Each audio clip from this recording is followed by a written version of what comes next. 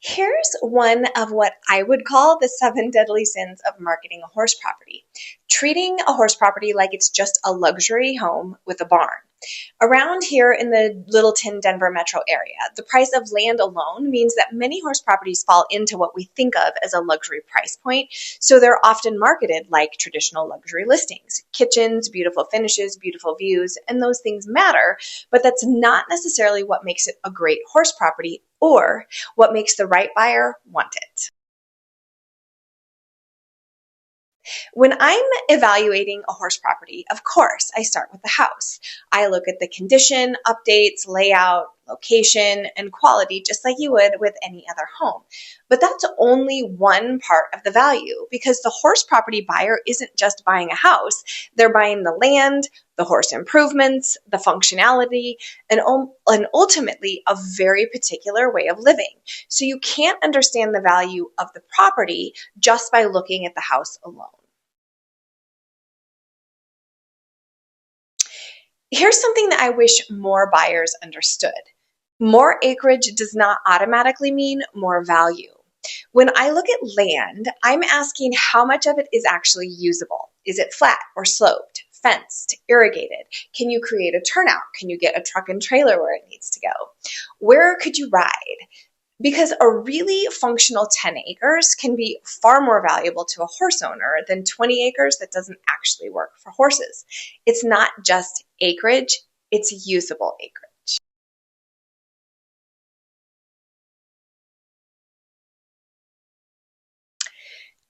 A beautiful barn isn't necessarily a great barn.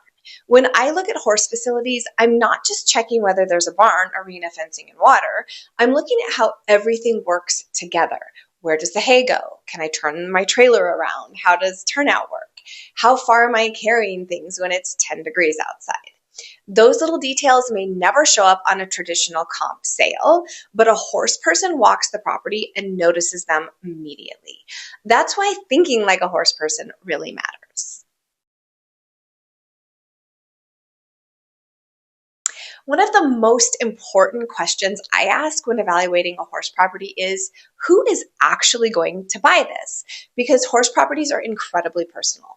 One buyer might pay a premium for 17 acres close to town. Another would rather have 5 acres, a newer house, and a great arena.